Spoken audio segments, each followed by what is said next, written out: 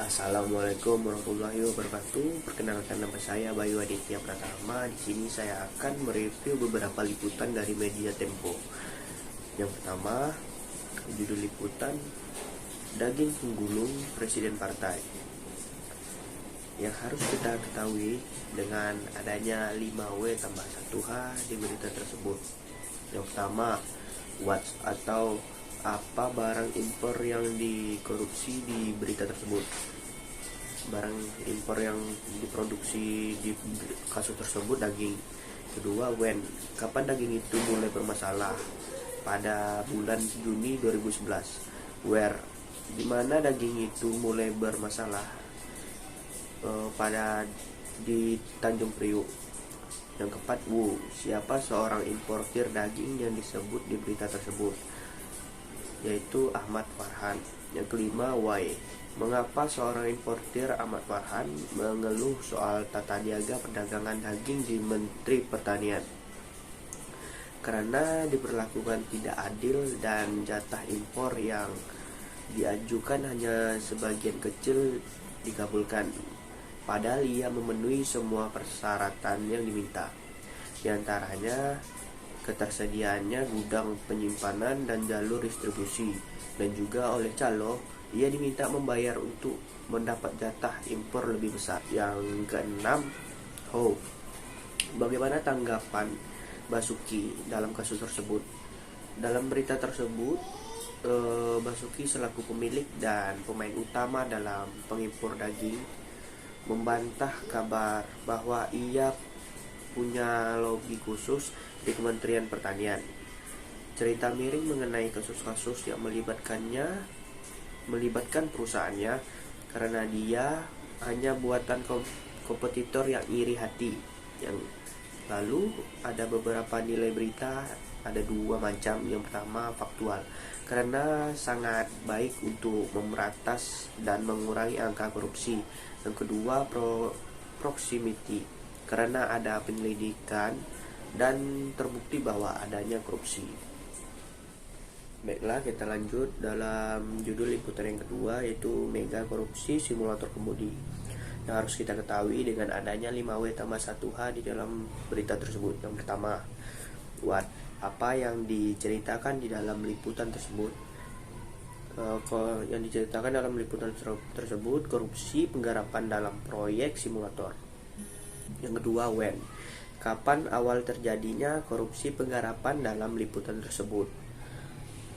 Terjadi pada awal mulanya pada tahun 2010. Yang ketiga, where, di mana Inspektur Jenderal Joko Susilo menjalani pemeriksaan, yaitu di Komisi Pemberantasan Korupsi Jakarta. Yang keempat, why, mengapa kerjasama Budi dan Soeketjo bubar? Karena adanya tuduhan kepada Budi atas penggelapan dan penipuan. Pada saat itu juga Soeketjo berang dan ia juga menyebarkan dokumen pengadaan juga bukti suap ke sejumlah pemilik.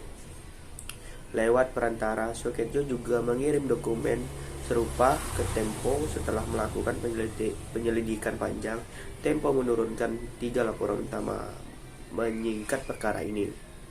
Yang kelima, siapa pertama kali yang dijerat Komisi Pemberantasan Korupsi dalam kasus tersebut? Yaitu Inspektur Jenderal Joko Susilo menjadi jenderal aktif pertama yang dijerat Komisi Pemberantasan Korupsi. Yang keenam, bagaimana kronologi yang memaparkan dalam dokumen tersebut? Yaitu dengan dugaan korupsi pengadaan simulator ujian surat izin mengemudi di Korps Lalu Lintas Polri. Dokumen itu merinci pengeluaran uang suap lengkap dengan bukti transfernya. Sejumlah perwira polisi tersebut terlibat.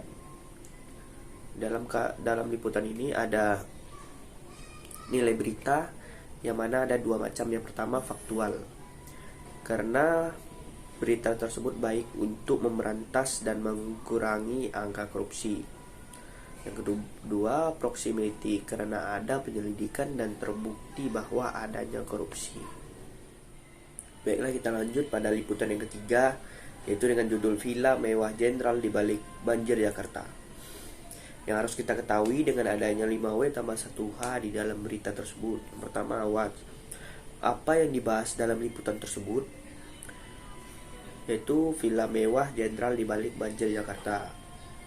Yang kedua, when. Kapan terjadinya banjir besar di Jakarta pada liputan tersebut? Terjadi pada tahun 2007. Yang ketiga, where. Di mana terjadinya banjir di dalam liputan tersebut? Terjadinya di Jakarta. Yang keempat, why. Mengapa dokumen temuan Cahyo itu sangat berharga? Karena di dokumen itu ada banyak nama petinggi militer dan mantan perwira Tentara Nasional Indonesia. Jenderal Wiranto paling mencolok. Yang kelima, Wu. Siapa yang memperoleh dokumen yang berisi 200 halaman itu dalam kasus tersebut? Dokumen itu diperoleh oleh Cahyo Junaidi pada Maret 2007. Keenam, Ho. Bagaimana tanggapan wartawan Tempo tentang kasus tersebut? Wartawan Tempo tergelitik dan langsung turun menelusuri sumber banjir. Rupanya kawasan puncak di Bogor sudah tak perawan sehingga air hujan tak lagi bisa diserap. Penyebabnya adalah hutan lindungan dibabat dan dijadikan perumahan atau villa. Lanjut, yang keempat, liputannya yang berjudul Penjara Khusus yang Terbongkar.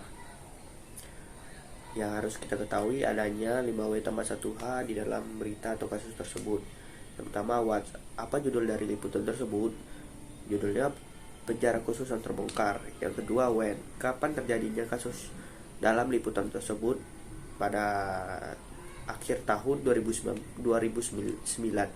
Where. Di mana terjadinya kasus dalam liputan tersebut? Terjadi di Jakarta Timur.